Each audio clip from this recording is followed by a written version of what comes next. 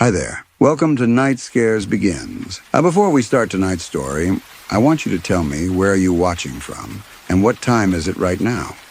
Because no matter where you are, if you're hearing this past midnight, you've already let something follow you into the dark. Also, don't forget to like, comment, and subscribe if you enjoy tonight's stories. Now, dim the light, pull up your blanket, and let's begin our evening together. It happened a few years ago, when I was babysitting for a family who lived at the edge of town. A quiet neighborhood, one of those places where the streetlights feel too far apart and every house seems slightly farther from the next than it should be. The parents were going to a late dinner, and it was supposed to be an easy night, put their daughter Mia to bed, watch some TV, go home with quick cash. Simple. For the first hour or so, it was simple. Mia fell asleep fast, curled on her side with her little lamp glowing in the corner. I left the door slightly open the way she liked and went back downstairs. Everything felt normal until the house settled a little too heavily. You know that deep shifting sound an old home makes sometimes? This was sharper than that, almost cautious, like someone planting a foot carefully on a wooden board. At first I ignored it. Houses make sounds. I kept telling myself that. But then I started hearing small changes in the atmosphere. Tiny things. Things you don't notice unless you're alone and listening without meaning to. The faint scrape of fabric. A slow exhale that didn't belong to me. The softest shift of weight somewhere above the living room ceiling. I muted the TV and held my breath without realizing it. The air felt thicker. The kind of stillness where even your heartbeat seems louder than it should be. Another creak traveled across the ceiling. This one felt deliberate, not rushed, not uncertain. Like someone was pacing, slowly, in the hallway outside Mia's room. I tried to convince myself she was awake and moving around, maybe going to the bathroom. But Mia was a heavy sleeper. Her parents said she almost never woke up in the middle of the night. I stood from the couch, legs slightly stiff, and listened again. One step, then another. Then a long pause. I suddenly became aware of how loud my own breathing sounded in my ears. I forced myself to inhale slowly, quietly, before I started up the stairs. The lights overhead flickered just once, barely noticeable, but enough to make my stomach twist. When I reached the top, the hallway felt colder than the rest of the house. Not freezing, just wrong. The kind of cold that makes the tiny hairs on your arms lift. Mia's door was still cracked open. Her lamp still glowed. But the hallway outside her room felt like someone had been standing there, seconds before I arrived. I swallowed hard and whispered, "Maya, you awake?" No answers. Not even a shift in her bed. But behind me, down the hallway near the guest room, I heard the faintest drag of something across the floor, like fabric or skin brushing wood. My pulse picked up, fast and uneven. I didn't want to turn around, but I did. I turned slowly, trying not to make a sound, but the floor let out a soft creak under my heel. The hallway stretched out in front of me, dim and quiet, with that pale yellow light from Mia's room spilling just far enough to outline the edges of the walls. Nothing moved. No shadows shifted. But the feeling that something had just been there clung to the air like warmth that hadn't fully faded. I took a few small breaths to steady myself. My chest felt tight, like I couldn't quite fill my lungs all the way. I tried to reason through it. Maybe a draft came through a vent. Maybe the house was older than it looked. But the dragging sound I'd heard didn't match any normal explanation. And no matter how many times I tried to tell myself I was overreacting, the tension building behind my ribs kept growing. I walked toward the guest room at the end of the hall. Each step felt too loud, too slow, too exposed. My heart was beating in short, uncomfortable pulses, and I kept swallowing because my throat felt dry. When I reached the doorway, I gently pushed it open with the tips of my fingers. The room was dark except for a faint streetlight bleeding through the curtains. I could make out the outline of the bed, the dresser, the edge of a rocking chair angled toward the corner. The air inside was still, heavy, watching. I didn't step inside, something in me refused, but I leaned in just enough to scan the floor. Nothing. No toys, no clothes. Nothing that could have made the sound I heard. I should have felt relieved, but the uneasiness stayed. If anything, it deepened, settling lower in my stomach like a warning I didn't want to understand. I pulled back from the doorway slowly, keeping my eyes on the room until I felt the hallway carpet under my feet again. Just as I turned toward Mia's room, I heard another small sound, not from the guest room, but from behind me, farther down the hall this time. A light shift, a subtle change in weight. Like someone taking a breath in the dark, I froze. Every part of me felt wired, alert in a way that didn't feel natural. My hands were trembling a little, and I kept my arms close to my sides because I had the strange sense that if anything touched me right then, even lightly, I would lose control completely. Mia? I tried again, quieter than before. Still nothing. I forced myself to move toward her door. When I pushed it open a little wider, the lamp inside flickered again. Just a soft dip, barely a second long, but enough to send a faint shiver through my shoulders. Mia was still in bed, exactly as I left her, curled on her side, breathing steady. But something had changed. The air in her room felt different from the hallway, warmer but also somehow heavier, like the space itself was reacting to something I couldn't see. I stood there listening, trying to separate the normal sounds of a sleeping child from the strange tension hanging around us. Then I heard it. A faint, slow inhale, far too close to where I stood. Not in the room, behind me. My whole body tightened, and for a second I forgot how to breathe. Every instinct I had screamed at me not to turn around. It felt like the air behind me was stretching, forming, the shape of something standing far too close. My heartbeat thudded unevenly, quick and shallow, and the room suddenly felt much smaller than it was, like the walls had inched closer without making a sound. I swallowed, trying to steady my breath, but the inhale behind me faded only when I finally forced myself to spin around. The hallway was empty, just the same dim stretch of carpet, the same muted walls, the same door to the guest room resting slightly open. Nothing moved, no shadows shifted. But the cold I felt. There wasn't the same empty silence from earlier. It was charged, like something had just slid out of sight an instant before I turned. I stepped back into Mia's room and closed the door almost all the way, leaving only a thin line of the hallway visible. Part of me hoped that would make me feel safer, but it didn't. It only made me more aware of the quiet on the other side. I sat in the chair next to her bed, keeping my eyes on the sliver of light beneath the door.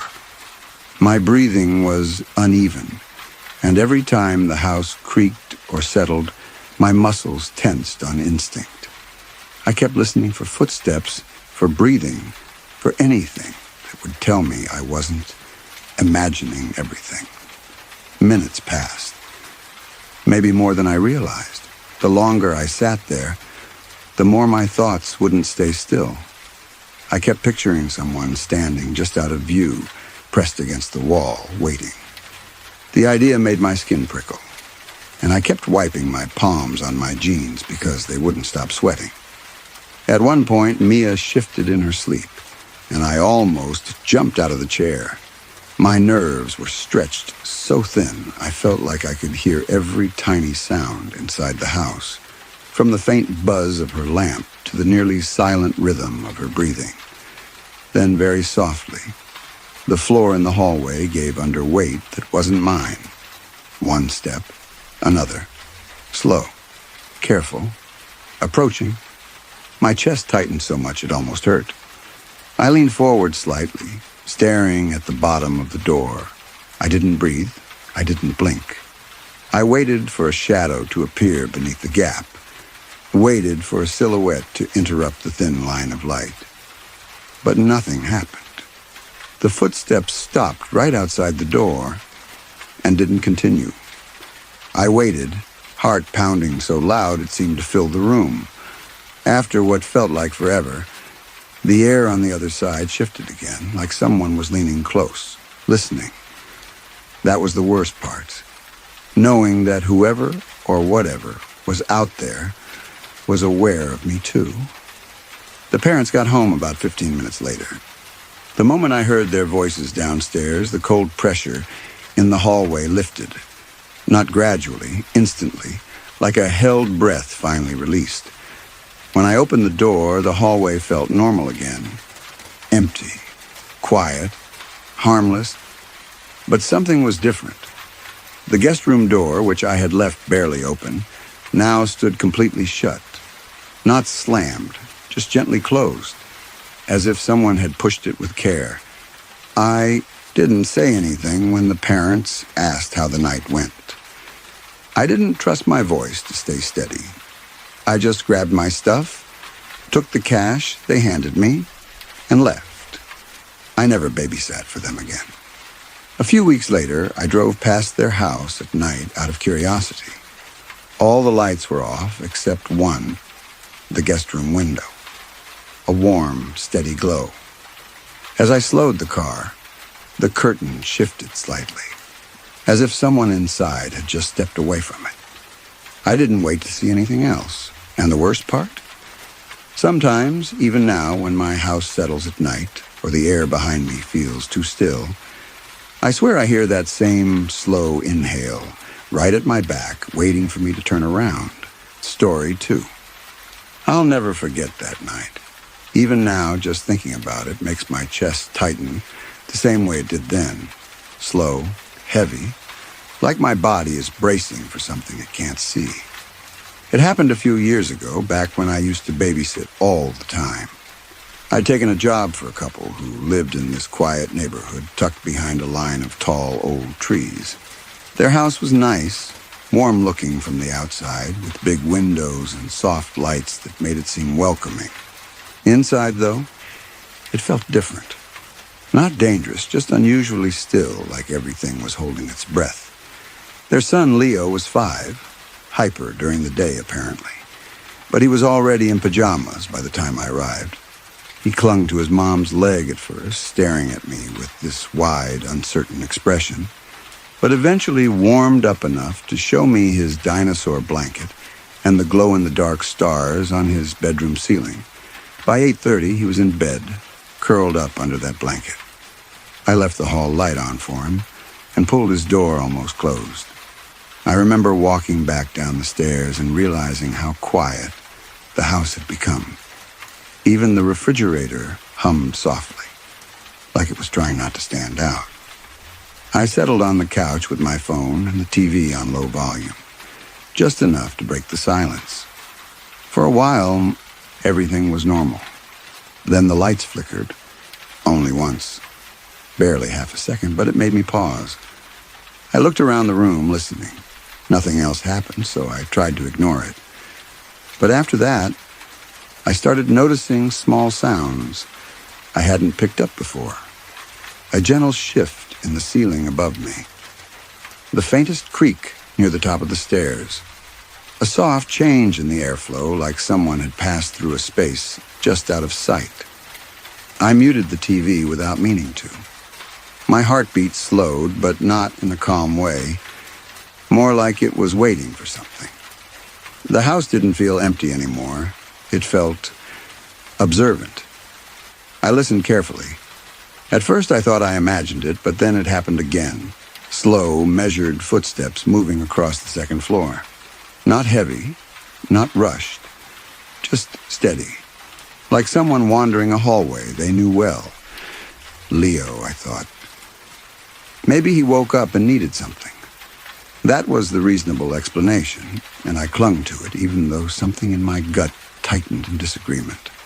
I stood, aware of how loud the shift of my weight sounded on the living room rug, and started toward the stairs. As I got closer, the air cooled slightly. Not dramatically, but enough for my arms to react with a subtle prickle. Halfway up, the light at the top flickered again. That one lasted longer, just long enough for my breath to hitch and my fingers to curl around the railing a little too tightly. "Leo?" I called softly, trying to keep my voice calm. No response, no movement. But the feeling that someone was standing just out of sight grew heavier, pressing at the edges of my senses. I forced myself to keep climbing. When I reached the top, I could see the hallway stretching out. Leo's room on the left, a guest room across from it, and the parents' room at the end. All the doors were still, nothing out of place, except the faintest sound drifted from the guest room. It wasn't footsteps this time, more like a slow shift of weight, as if someone had changed their position on an old floorboard. My pulse picked up, quick and uneven. Leo wouldn't be in there. I swallowed and took a small step forward, my breathing shallow and controlled without meaning to. Every part of me waited for another sound. And when it came, it was closer than before. I tried to convince myself it was the house settling, but the timing felt too deliberate, like the sound responded to my presence, adjusting when I got closer. My heartbeat thudded tighter and higher in my chest, and I found myself breathing through my mouth just to keep the air quiet. I moved slowly toward the guest room, each step making the floor feel softer beneath me, like the house was paying attention. The door was slightly open, just enough for a sliver of darkness to spill into the hallway.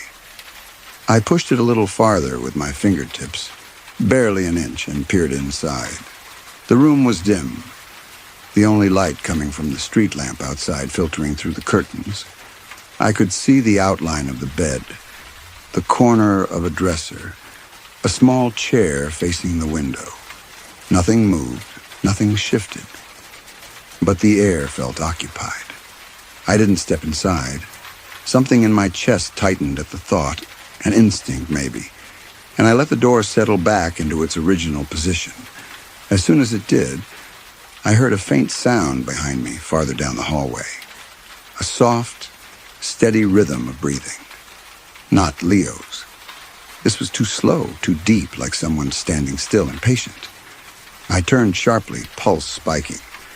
But the hallway looked the same. That narrow stretch of carpet, the glow of the hall light, the closed doors. No figure, no movement. But I felt watched. The same way you feel watched in a dark parking lot or an empty basement. No proof, just an unshakable certainty pressing at your nerves. I tried to call out again. "Leo?" My voice came out thinner than I wanted. Still no answer. I forced myself toward his bedroom door. My hands felt slightly unsteady, and I kept wiping my palms against my jeans without even realizing I was doing it. The closer I got to his door, the stronger the sensation became, like something was hovering just behind the moment, just out of sight. I nudged the door open. Leo was curled on his side, breathing evenly, completely unaware of the tension building outside his room. His nightlight glowed softly, reflecting off the little stars on his ceiling. But the air inside his room felt different, warmer, like someone had been standing close to the doorway a few seconds earlier. The hairs on the back of my neck lifted, and my breathing came faster, shorter, no matter how hard I tried to control it. I stepped inside and let the door stay slightly ajar behind me. I could still see the thin line of hallway through the gap. I sat on the edge of the chair in the corner, trying to calm myself, but every sound in the house felt amplified. The subtle shift of wood, the hum of the nightlight, Leo's small breaths. I stared at the gap under the door. For a long moment, nothing happened. Then the floor outside his room responded again. Not loudly, not dramatic, just a quiet change in weight. Like someone leaning their full body closer to the door. My chest locked. The breathing outside changed, too. Slower now, more deliberate, listening. I felt it, like a presence pressing against the thin barrier between us, patient and curious, matching its rhythm to mine, until I could barely tell which breath belonged to who. And then, just as suddenly as it started, everything went still. Too still. I didn't dare move. The silence was so complete it felt unnatural, like the house was holding itself perfectly still. Even Leo's soft breath seemed distant, almost swallowed by whatever was lingering on the other side of the door. I sat frozen, muscles tense, every sense stretched thin. I waited for another sound, another shift, another breath, but the hallway stayed quiet. That quiet made things worse. It didn't feel empty. It felt paused, like something was choosing not to move. After what felt like minutes, though I'm sure it wasn't that long, I forced myself to stand. My legs felt slightly weak, the way they do after you've been startled by something you pretend didn't scare you.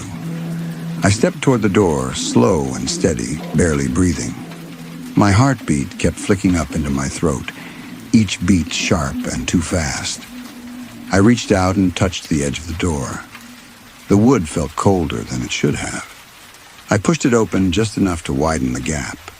The hallway was empty. No figure, no movement. Just the dim stretch of carpet and the soft glow from the hall light. But something had changed. The air didn't feel cold anymore. It felt strangely warm, like someone had just been standing there, leaving behind a trace of heat that was already fading. I stepped out carefully, glancing both directions down the hall. Nothing.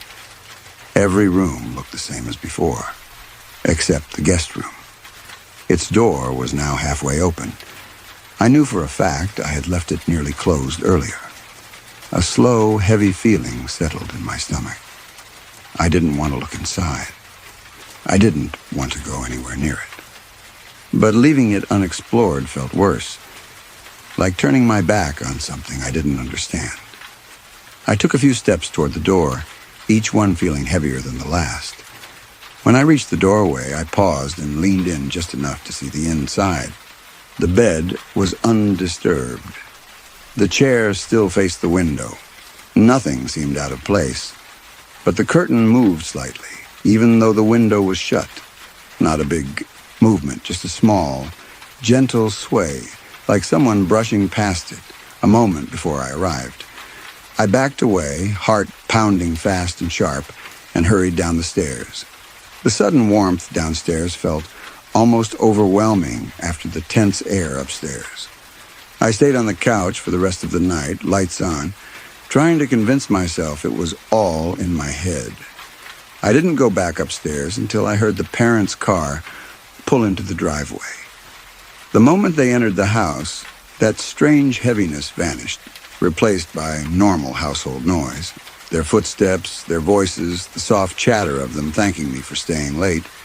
I didn't tell them anything. I just said goodnight and left. But here's the part that stays with me the most. A week later, the mom messaged me asking if I could babysit again.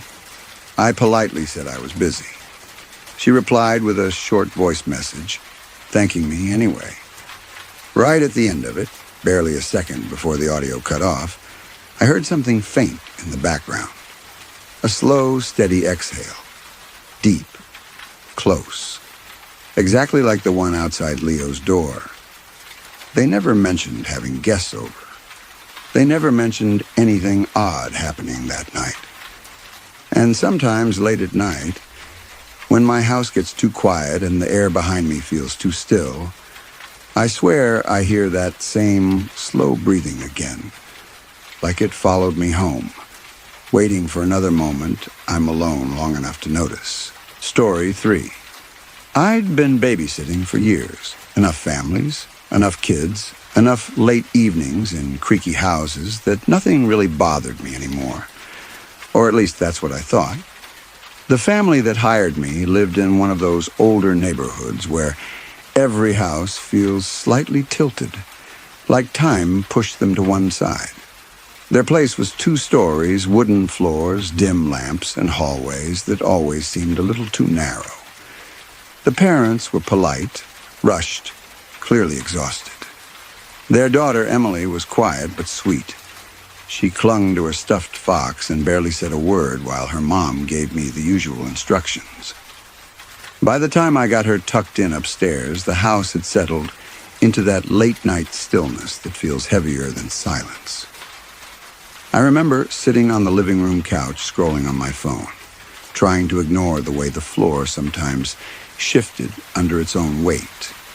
It wasn't unusual for old houses to do that, but it kept pulling my attention away from the screen. It was maybe an hour later when I first heard the breathing.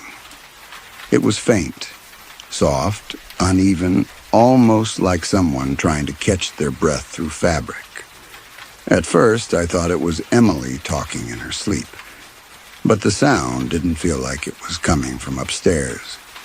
It felt closer, almost like it was just behind the archway leading to the dining room. I sat up, held my breath, and listened. The house felt colder suddenly, enough to raise goosebumps along my arms. My heartbeat started picking up, slow at first, then faster when the breathing faded. The moment I leaned forward, like whoever or whatever was making it realized I was paying attention. I told myself I was being dramatic, tired, suggestible. Houses make sounds. People imagine things. But my hands were shaking slightly, and I couldn't convince my body of the same logic. A few minutes passed. Nothing. Just the faint hum of the fridge and the soft shifting of the old structure. Then a creak sounded from the staircase. I froze. It wasn't loud, but it wasn't the random, settling kind either. It had weight to it. Like someone placing a foot carefully on the step, slowly, as if they didn't want to be heard. My breathing went shallow. My palms felt damp. Every instinct said to get up and check on Emily, but the thought of walking toward the stairs made me feel like my legs might give out. I just sat there, staring at the dark hallway that led to the base of the stairs, waiting to hear anything else. Seconds stretched. The house felt almost alive with how intensely I was listening. Another creak, a little higher up this time. That's when I finally stood up, forcing myself to move, even though my body was practically trembling. I tried to convince myself it had to be Emily. Maybe she woke up. Maybe she was thirsty. Maybe she was coming down to find me. That explanation felt safe enough that I held onto it like a rope as I stepped toward the hallway. But the closer I got, the more certain I became that the air felt wrong, thicker, cooler, almost like walking into a room where someone had just been standing a moment ago. I reached the bottom of the staircase and looked up. The entire second floor was dark except for a sliver of light from Emily's nightlight spilling out of her cracked door. I didn't hear her voice, didn't hear movement, just the faint rustle of her curtains through the open window. I whispered her name, softly, hoping she'd peek out. She didn't. Instead, something else happened. From the darkness at the top of the stairs, I heard the sound of breathing again, but this time, it wasn't faint. It was close, slow, measured, as if someone was standing just beyond the edge of the light, watching me. My heart slammed against my ribs. I stepped backward without meaning to. And that's when I realized something that made my entire body go cold. The breathing, it wasn't coming from Emily's room. I stood at the bottom of the stairs, unable to make myself go up.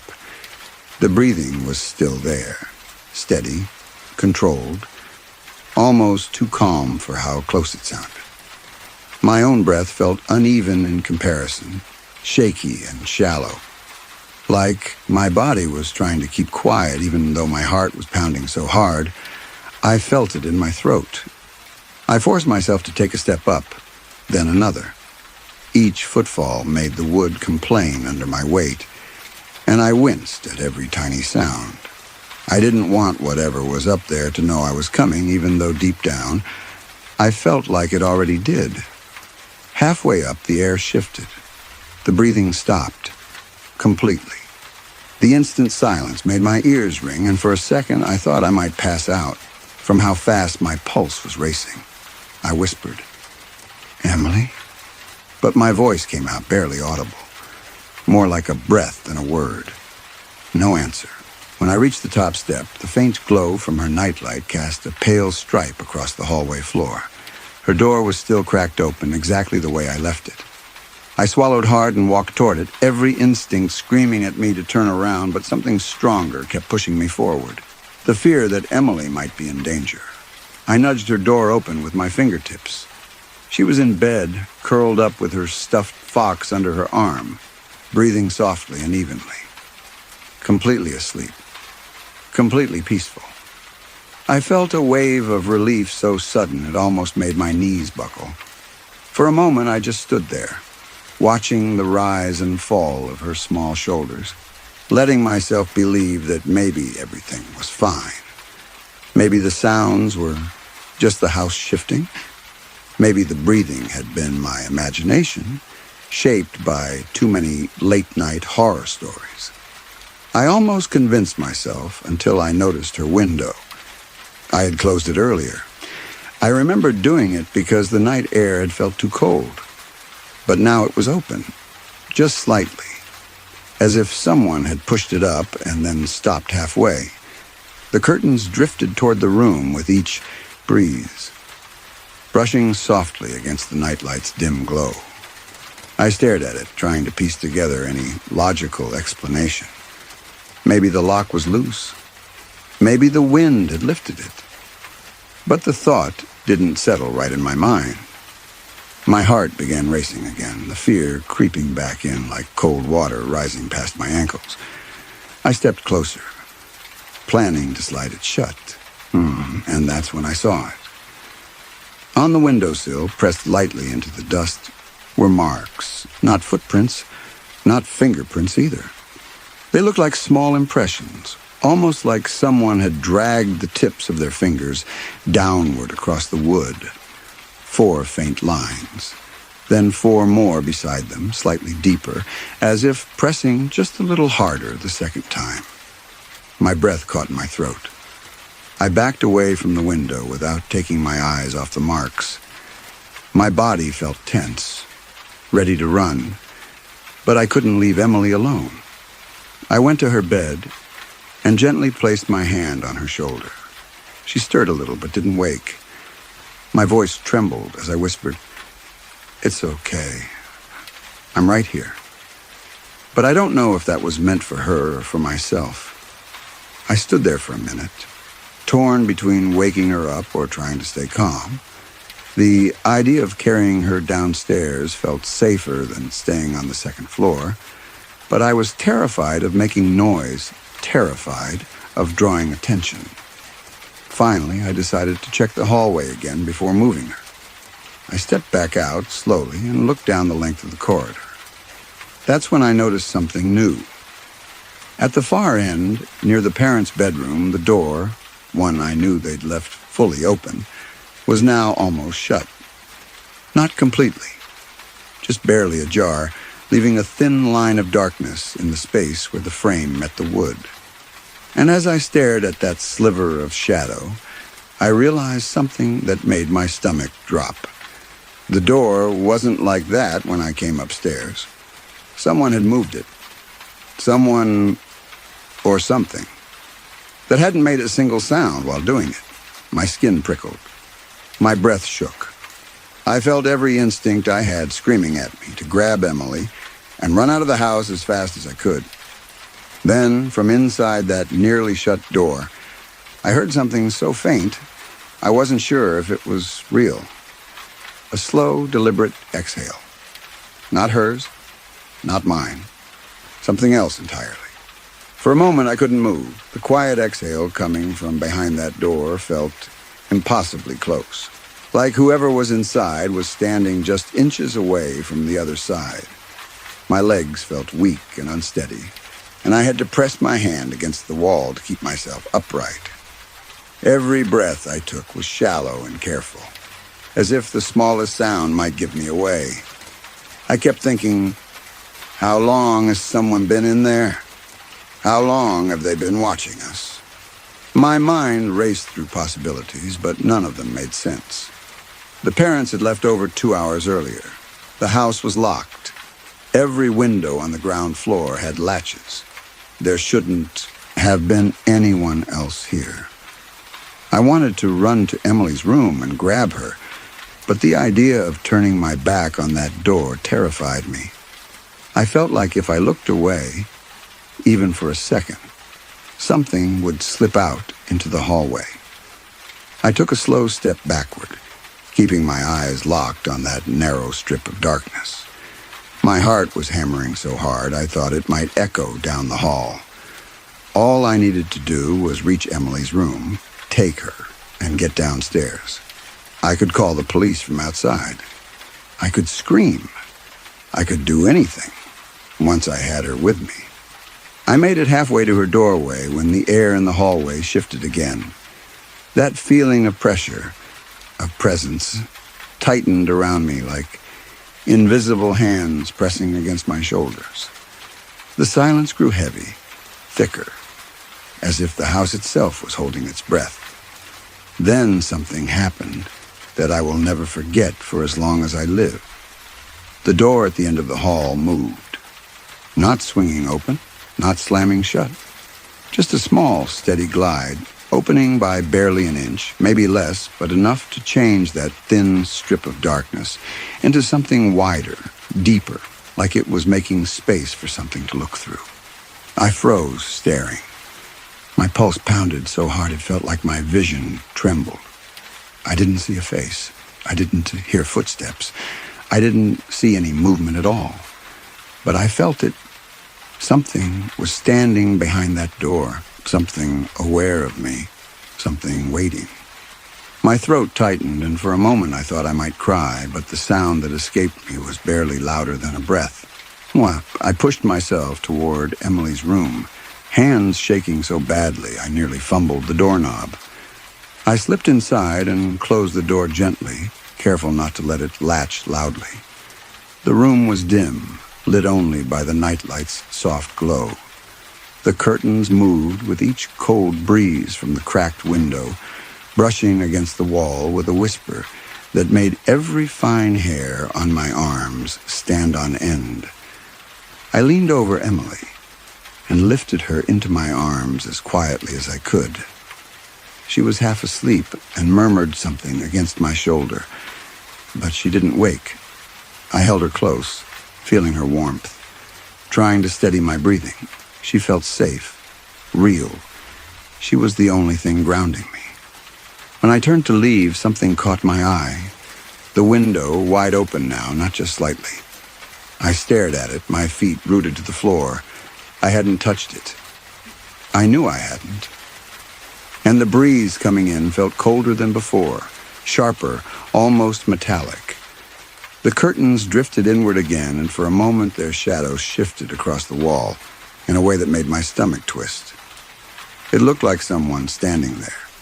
I nearly dropped Emily, but I blinked hard, and the shadow was gone, just fabric swaying in the wind. I didn't wait another second. I pulled the door open, stepped into the hallway, and forced myself to walk. Not run, just walk toward the stairs. The doorway at the end of the hall was still open, that same sliver, but now it felt even darker inside. I kept my eyes straight ahead, too afraid that if I looked at it, something might look back. The stairs creaked under our weight, but I didn't care about being quiet anymore. Every step felt like pushing through ice. I kept imagining hands reaching from behind, grabbing my shoulders, dragging me back up the stairs. When I reached the bottom and stepped into the living room, the temperature shifted again. Warmer, lighter, like whatever had been in the hallway wasn't following. I opened the front door and stepped outside into the night air, breathing so fast I felt dizzy. I held Emily tighter and didn't stop walking until we reached the sidewalk. Only then did I pull out my phone and dial the parents. They answered groggy, confused, telling me they'd be home soon and that I should go back inside and wait. I didn't. I waited outside with Emily until their car finally pulled up. I told them everything, every detail, every sound, every moment. They listened, pale and tense, though I could tell they didn't fully believe me. But when we walked them back inside the house, the father noticed it immediately. The door at the end of the upstairs hallway, the one that had been almost shut when I first went upstairs, was wide open, wider than I'd ever seen it. They insisted it must have been a draft, or the house settling, or maybe I was just exhausted and imagined things. But I saw the father glance toward the stairway one last time before leaving with me, and the look on his face told me he wasn't as sure as he pretended to be. I never babysat for them again. For a long time, I tried to convince myself it was all in my head. Stress, shadows, a strange old house. But sometimes, late at night, I'll think about that breathing at the top of the stairs, the marks on the windowsill, the door slowly opening. And I get this feeling, this deep, cold certainty, that whatever was in that hallway wasn't part of the house settling. It was part of the house, still watching, still waiting. And I was never supposed to hear it. Story 4. I'd babysat for plenty of families before, but the Carter's house was the kind that stayed quiet a little too easily, like it had learned to hold its breath. They lived at the edge of town in a place that looked normal enough from the outside, just a 2-story home with an old porch and dim, warm lamps in the windows. Inside, though, everything felt slightly off balance. Floors that dipped in random places, doors that didn't fully close, lights that took a second too long to brighten when you flipped them on. Their son, Liam, was 7. Curious, affectionate, and the type who whispered when he talked, even when he didn't need to. He showed me his room, introduced me to every stuffed animal on his bed, and made me promise to leave the hallway light on when he slept. By the time he finally dozed off, the house felt like it had settled into its nighttime rhythm. I went downstairs, sat on the couch, and tried to unwind. But after maybe 15 minutes, I caught something faint. So quiet, I thought I imagined it at first. Footsteps, slow ones, coming from the hallway upstairs. I sat up a little straighter, listening. The house made its usual old wood complaints, but beneath that, I could swear I heard the soft shift of weight on the floorboards directly above me. My breathing grew shallow as I tried to make sense of it. I told myself Liam must have gotten up. Kids did that. Maybe he needed water or couldn't sleep. Still, something felt wrong. There was no voice, no small shuffling steps like a kid would make. These sounded heavier, measured, like someone trying not to be heard. I stood and walked toward the bottom of the stairs.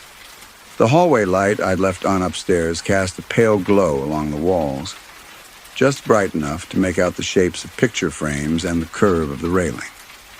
The air felt cooler than it had a moment before, as if I'd stepped from one temperature into another without realizing. I called up softly. Liam? No answer. Just the steady hum of the refrigerator behind me and the faint creak of the house adjusting. I went up slowly, trying to keep each step quiet. As I reached the top, the hallway felt unusually still, too still, like someone had paused everything mid-motion. Liam's door was cracked open just like he wanted.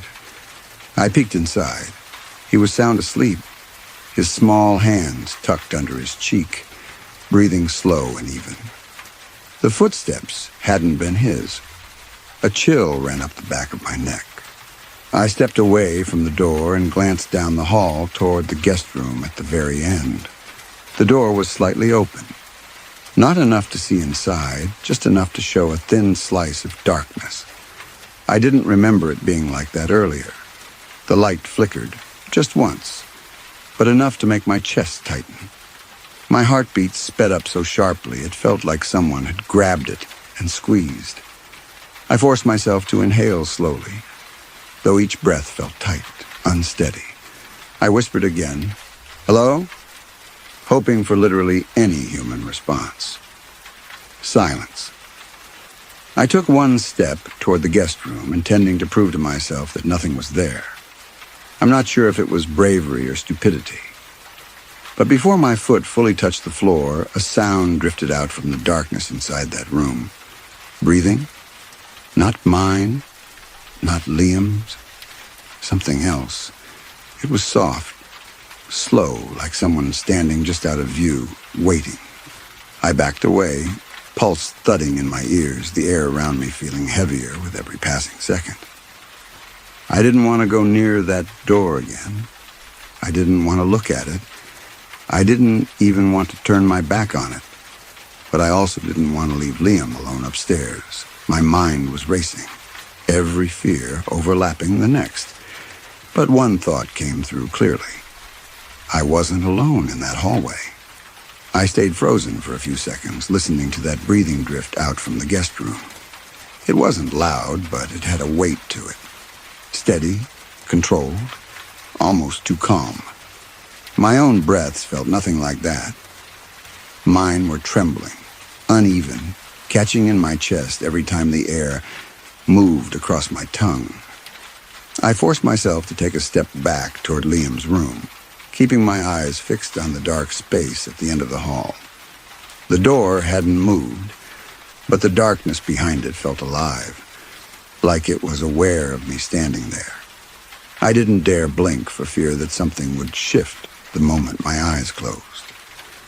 When I reached Liam's doorway, I slipped inside, gently closing the door until it was just barely ajar. I didn't latch it. I didn't want to make a sound. I just needed a barrier, something thin, even useless to make me feel less exposed. I stood beside his bed, trying to slow my breathing. My heartbeat felt too loud for the quiet of the room. My hands were shaking so badly that I had to press them against my thighs. Liam was still sleeping peacefully, completely unaware of anything happening just a few steps away.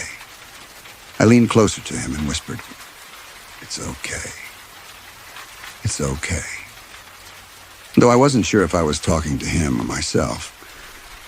A soft shift of the hallway floorboards made every muscle in my body tighten. It wasn't a sudden sound, just a slow, gentle shift of weight, as if someone had moved closer to the door. I swallowed hard and held my breath, waiting. The breathing outside changed. It was faint, but I could hear it better now, like whatever was out there had stepped closer to the thin line of light under the door. My chest felt tight, like my lungs refused to expand. Sweat prickled at the back of my neck. Then the hallway light flickered again, once, twice. Each flicker made the shadows in the room stretch and pull in different directions. Liam didn't stir, but I felt like the whole house was reacting to something I couldn't see. I needed to get him downstairs. I knew that. But I also knew that opening the door meant stepping toward whatever was waiting outside. I tried to plan it out. How quickly I could scoop him up, how fast I could move without stumbling, how I'd angle the door so I could see the hallway without turning my back. Before I could decide, something happened that made my stomach drop. A whisper. Not words. Just the soft, drawn-out sound of breath moving past lips from somewhere in the hallway. It was quiet but deliberate, like someone letting the air slip out slowly while listening for a reaction. My pulse surged so hard my vision blurred for a moment. I crouched beside the bed, pressing one hand over my mouth so I wouldn't make a sound. My heartbeat felt like it was shaking through my whole body, each thump echoing against my ribs. The whispering breath came again, longer this time, almost thoughtful. I couldn't tell if it was right outside the door or farther down the hall. That uncertainty was somehow worse. It made everything feel stretched and wrong, like space wasn't behaving the way it should. I swallowed carefully, trying to keep my breathing quiet. I reached toward Liam, ready to wake him, and then froze. The floorboard right outside the door shifted again. Slow, heavy, purposeful. Something was standing on the other side. I didn't dare breathe. The air in Liam's room felt too still, too thin. My ears were ringing from the strain of listening so hard. I waited for a voice, a face at the crack in the door, anything. But there was nothing but the slow, steady rhythm of someone else's breath. Whoever was in the hallway wasn't moving away. They were waiting. I don't know how long I stayed there, crouched beside Liam's bed, frozen in that thin line between acting and completely falling apart. The breathing outside the door stayed steady, never hurrying, never slowing, like the person on the other side had all the time in the world.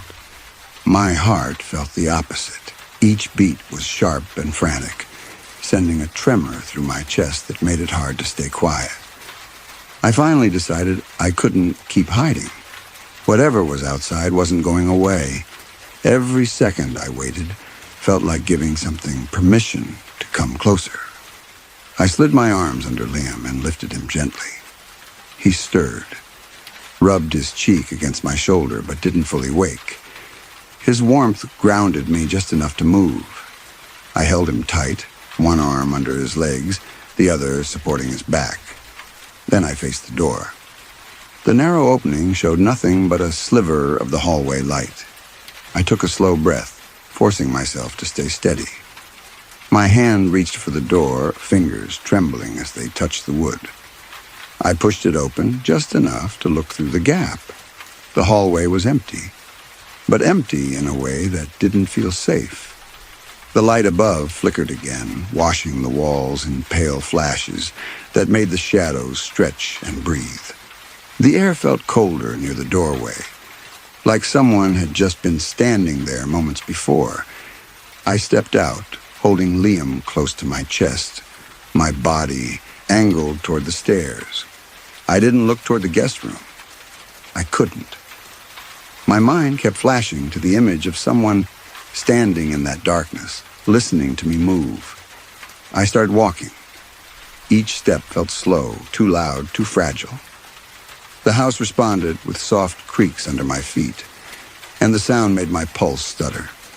I kept expecting to hear footsteps behind me, matching mine, closing the distance, but the hallway stayed silent. Halfway to the stairs, the lights flickered again, this time longer. The glow dimmed until the hallway was swallowed in near darkness.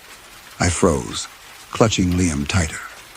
My breath came out unsteady and warm against his hair.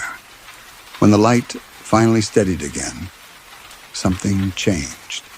The guest room door was wider open.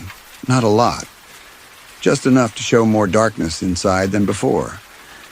I didn't hear it move, I didn't see it shift, but it was unmistakably different.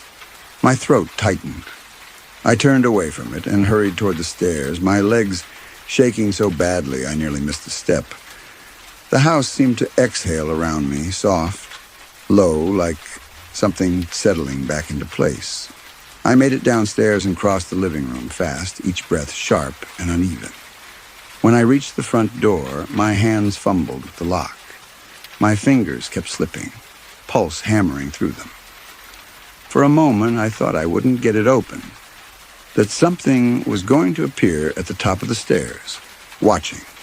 The lock finally clicked. I pulled the door open and rushed outside, closing it only enough to keep the cold night air at my back. I didn't go far, just a few steps down the porch, but the difference in air felt huge. The weight of whatever was inside that house didn't follow me out. The night felt real and open again. Liam stirred in my arms, finally blinking awake. His voice was groggy when he whispered, "Why are we outside?" I didn't know how to explain without scaring him. I just said, "I thought it was safer out here." He nodded sleepily, trusting me without question. Kids do that. A few minutes later, the Carter's car pulled into the driveway. They were startled to find us outside, wrapped in the porch light. I told them what happened, every detail, every sound, every moment where something felt too close. They didn't laugh. They didn't accuse me of imagining things. They exchanged a look with each other, a look that told me they'd heard something before, or seen something, or felt it. When they walked back inside with Liam, I lingered on the porch a few seconds longer. I kept glancing at the hallway window upstairs, half expecting to see someone standing there. I saw nothing. But right before I turned to leave, the hallway light flickered once more. A single, slow flicker, almost like a breath. I don't babysit anymore. And every now and then, late at night, when I'm alone in my own house, I swear I can hear that same steady breathing from the darkness of a nearby room, slow, patient, and far too familiar. Story 5. I'll never forget that night. Even now, when I think about it, my chest tightens the same way it did back then. Like my body still remembers something my mind tries to explain away. It happened a few years ago when I was babysitting for a family I didn't know very well. They lived in one of those quiet houses, tucked into the end of a cul-de-sac, the kind where the streetlights barely reach the sidewalk and everything feels a little too still after dark. The parents were kind, polite, almost overly relieved to have someone watch their daughter for the night. Her name was Anna, 8 years old, soft-spoken, the type of kid who clings to your sleeve at first but warms up quickly. She showed me her room, her drawings, her favorite books. Everything about her seemed normal. The house, though. The house felt strange the moment the parents left. Not in an obvious way. It was more like the air had a heaviness to it. The kind that makes every sound feel louder than it should. When the parents' car pulled away, the silence inside settled like a thick blanket over everything. I tried relaxing in the living room while Anna played upstairs. The floorboards above me creaked now and then. Old houses do that. But every so often there was a pattern to it. A slow shift of weight, then another, almost like someone pacing. I kept telling myself Anna was just moving around. But I noticed something. Every time I called up to her, her voice came from her room, nowhere near where the sounds were. I tried to brush it off. Kids drop things, move things, hop off beds. It could all be that. My heartbeat stayed a little faster than normal, but I kept trying to breathe steady and stay calm. Around 9 p.m., I went upstairs to tell Anna it was bedtime. She was drawing at her desk, humming softly, completely content. I tucked her in, read a few pages of a story she liked, and left her door slightly open, her only request. I headed back downstairs. That's when I heard footsteps overhead again. Slow, heavy, not childlike at all. I stopped halfway across the living room. My pulse thudded in my ears, sharp and uneven. The rhythm upstairs didn't sound random anymore. It sounded like someone taking their time walking from one end of the hallway to the other. I whispered, "Anna," even though I already knew it wasn't her. She answered faintly from her room, "Yeah." My stomach dropped. I forced myself toward the stairs, each step making the railing vibrate slightly under my hand. At the top, the hallway light flickered once, soft but noticeable.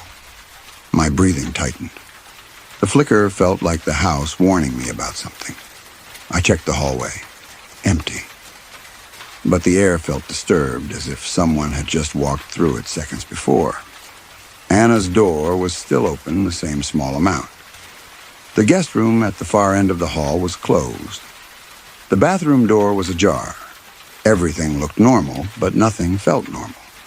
My skin prickled with goosebumps, and I realized the sounds had stopped the moment I reached the top step, as if whatever had been moving knew I was there. I stepped quietly toward Anna's door, trying not to let the floor creak under my weight. My heart was pounding so hard, I felt it in my throat, every pulse sharp enough to make my breath shaky. When I peeked into her room, she was asleep. Already. Her breathing soft and steady. Something about that was wrong. A kid doesn't fall asleep that fast, not minutes after being fully awake. A chill ran across my shoulders. Then, behind me, from the far end of the hall, I heard a soft exhale. Not Anna's, not mine. Something else. My whole body froze. I didn't turn around. I couldn't. The air felt thicker, colder, like something was slowly drawing in closer.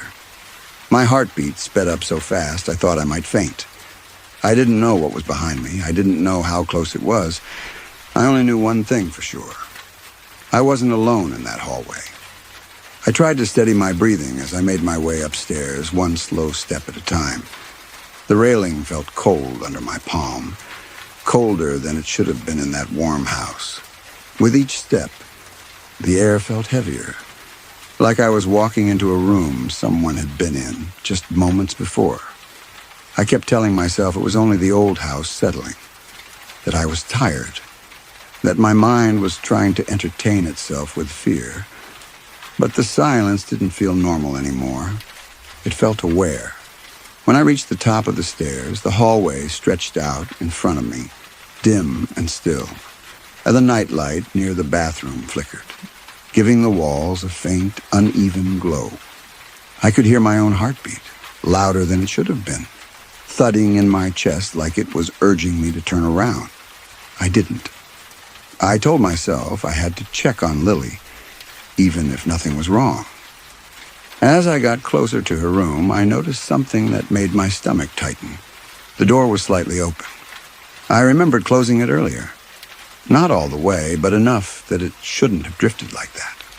I paused in front of it, feeling this slow rise of heat in my face. Fear, embarrassment for being afraid, a mix of both. I inched the door open. The room looked normal. Her small lamp cast a soft glow over her toys and books. Lily was asleep, her breathing steady and calm. For a moment, I felt silly.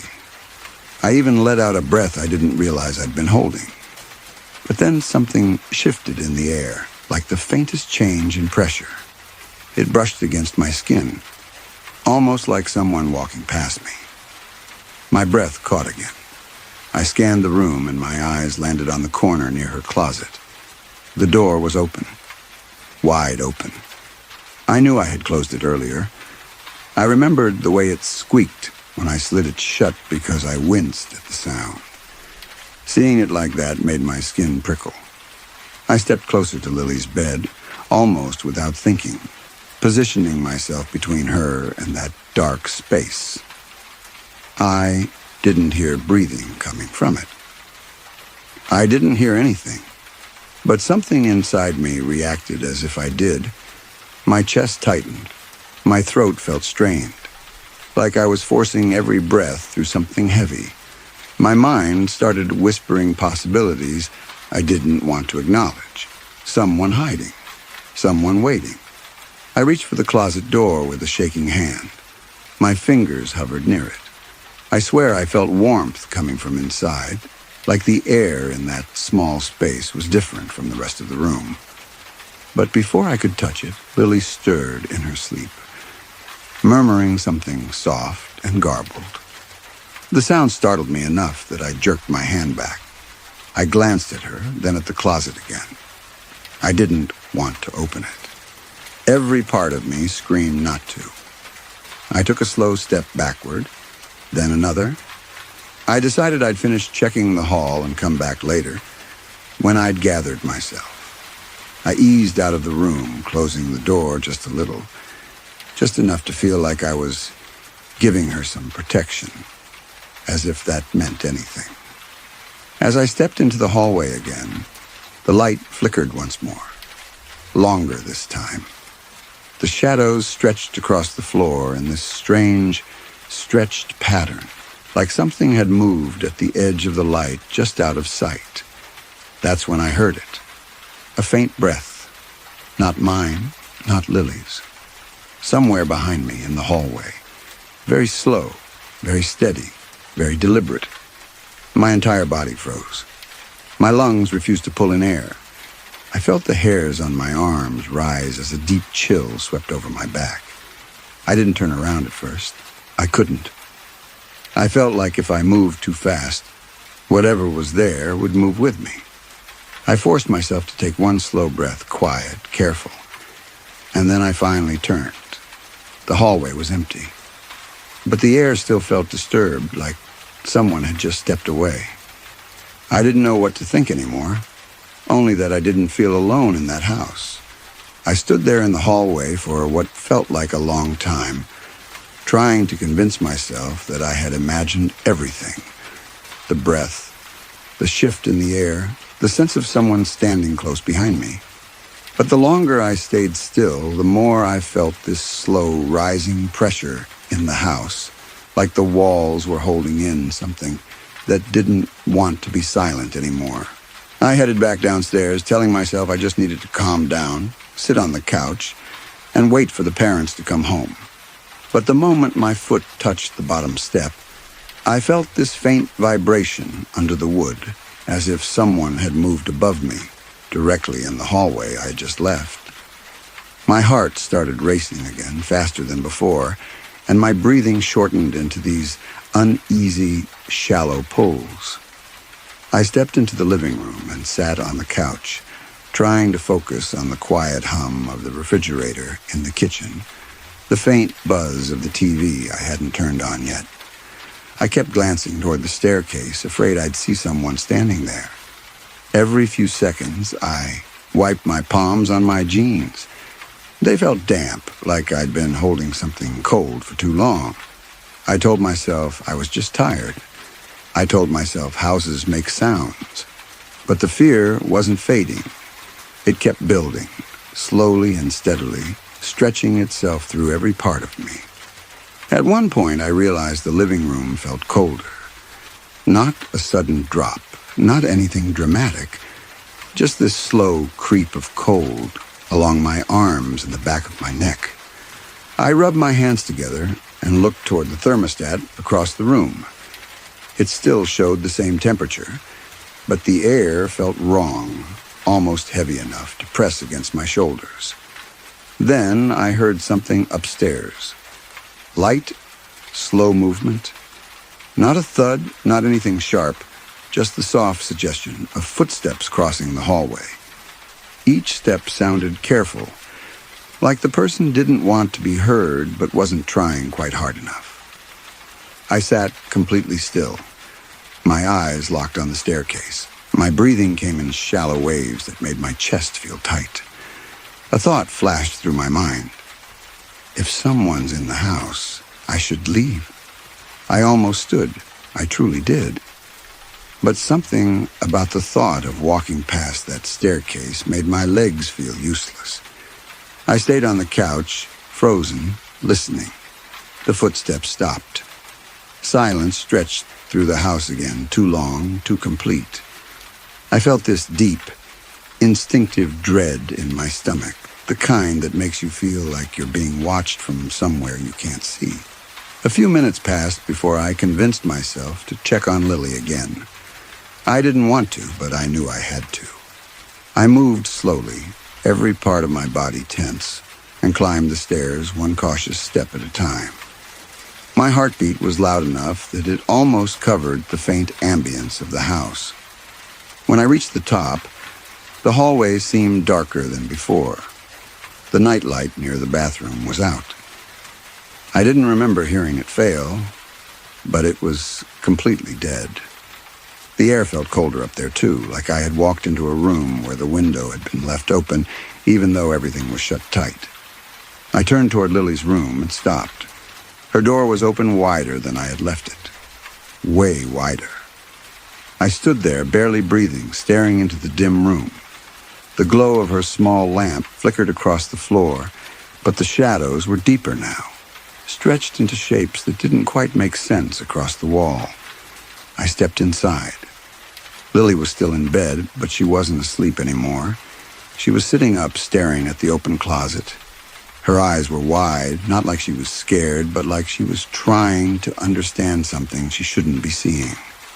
I whispered her name, trying to keep my voice steady. She didn't look at me. She just raised her hand slightly and pointed toward the closet. My whole body tensed. The air near the closet felt warmer again, just like before, like something alive was standing inside it. I moved closer, slow and careful. My pulse felt like it was shaking my ribs. I kept my eyes on the dark space inside the closet, waiting to see anything, movement, a figure, even the smallest shift in shadow. But there was nothing. Just that deep darkness that felt too thick for such a small closet. I reached for the door, even though every part of me screamed not to. My fingers brushed the wood. Lily suddenly whispered, "Don't let it close." Before I could process what she said, the door behind me, the bedroom door, began to drift shut on its own. Not fast, not loud, just a steady, slow movement that made my entire body go cold. I spun around too late. The room sealed itself with a soft thud. The light flickered. The closet breathed out a warm gust of air, as if something inside had just taken a deep breath and finally decided to move. Whatever happened next, whatever I felt, whatever I heard, whatever reached out from that darkness, I can't fully explain. I don't think I ever will. All I know is that when the parents came home hours later, Lily and I were sitting on the floor far from the closet, both of us silent, both of us staring at the door like it might open again. They asked what happened. Neither of us answered. And I still don't have an explanation for what was in that house, only that it felt real enough to follow me long after I left. Some nights, when the room is quiet, I still feel that same shift in the air behind me. Slow, deliberate, almost curious. Like it's waiting for the moment I decide to look. Story 6. I'll never forget that night, no matter how hard I've tried to make it fade. It happened a few years ago when I was still taking whatever babysitting job I could get. The family seemed normal. Quiet street, clean house, friendly parents who looked relieved to finally get a night out. Nothing about the evening felt unusual at first. If anything, it felt almost too quiet. Lily, the little girl I was watching, fell asleep around 9. I checked on her twice, made sure the hall light stayed on, and then settled downstairs with the TV on low just to fill the silence. But even with the sound, I kept noticing little things, like the way the air in the house felt heavier than when I'd arrived. It was subtle, like the atmosphere thickened one breath at a time. Around 10, the lights in the living room flickered. Just once, but long enough for me to see my reflection in the dark TV screen and realize my shoulders were tense. I told myself the wiring was old. Houses do that.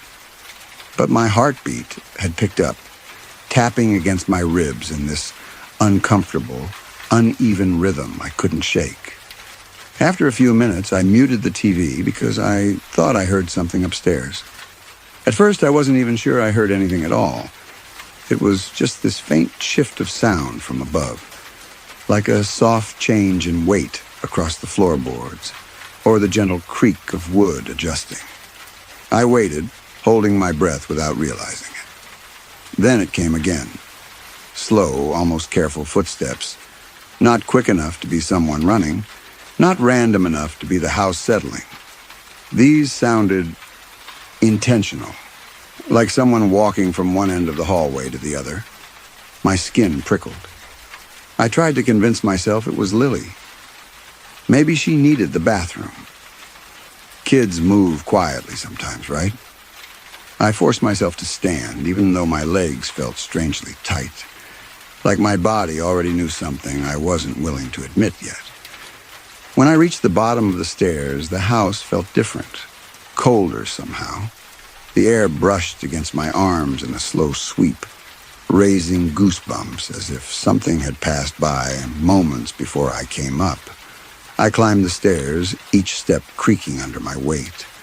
I tried to listen for Lily, for anything that would make sense of the footsteps. But the closer I got to the top, the quieter everything became. Too quiet. The kind of quiet that makes your heartbeat sound loud enough to echo. When I reached the hallway, I noticed that the small nightlight near the bathroom was dimmer than before, flickering just a little. The shadows on the walls looked longer, stretched in strange angles that made me feel watched. Lily's bedroom door was slightly open. I remembered closing it. Not all the way, but more than that. I felt my breathing get unsteady, shallow and fast, like my lungs were trying to keep up with my thoughts. I reached out and pushed the door open slowly. Lily was asleep, completely still, her breathing soft and steady. Everything in the room looked normal, except for one thing. Her closet door. Wide open. I had closed it earlier. I knew I had. The memory of sliding it shut was clear enough to make my stomach tighten. The air near the closet looked darker than the rest of the room, like it swallowed the light instead of reflecting it. I stared at it longer than I meant to, long enough for my pulse to thud hard against my throat. Something about that darkness didn't feel empty. I took one step closer to Lily. Not the closet, because something deep inside me refused to get any nearer to that space. My hands were shaking by then. I told myself I'd check the rest of the hallway first, make sure nothing else was off, then come back. But as I turned around, I felt something change behind me. A faint, slow breath. Not mine, not Lily's. Close enough that I felt the warmth of it brush my neck. My whole body froze. The air felt thick, almost humid, like something was hovering inches away. I didn't turn around, not yet. I just stood there, struggling to pull in a steady breath, trying to convince myself I was panicking over nothing. But deep down, I knew something was wrong. Very, very wrong. I finally forced myself to turn around, but when I did, the hallway behind me was empty, completely still. No movement, no shadow shifting, nothing that should have made me feel the way I did. But the air still carried that strange warmth, like someone had been standing close a second earlier. My pulse was uneven now, jumping and slowing in this uncomfortable pattern that made my hands tremble. I stepped out of Lily's room as quietly as I could, easing the door until it was only partly open again. I didn't want it shut. I didn't want it wide open either. I just needed some sort of middle ground that made me feel like I could still see her if anything happened. The hallway felt colder than before. The flickering nightlight had dimmed even more, giving the walls this faint glow that made every shadow look deeper. I found myself listening for Lily's breathing from down the hall, using it as an anchor, something normal to keep me grounded. And then I heard it again. Footsteps. This time, they were softer, slower, like someone pacing carefully across the floor above me. But there was no one above me. The hallway was the top floor of the house. Lily's room, the bathroom, the parents' bedroom, nothing more. My mouth went dry. I felt this tight pressure, building at the base of my throat, like my body was trying not to panic but couldn't keep it fully contained. I held onto the railing as I moved toward the stairs, needing the support because my legs felt unsteady. Halfway down the steps, the lights flickered again, long enough for the room below to fall into near darkness, long enough for me to sense something waiting at the bottom, even though I couldn't see anything. When the lights came back, Everything looked normal, but I felt this crawling tension under my skin, like my instincts were trying to pull me back upstairs. I kept going anyway. The living room was exactly how I'd left it, but it felt wrong, off balance, like the air was shifting quietly around me.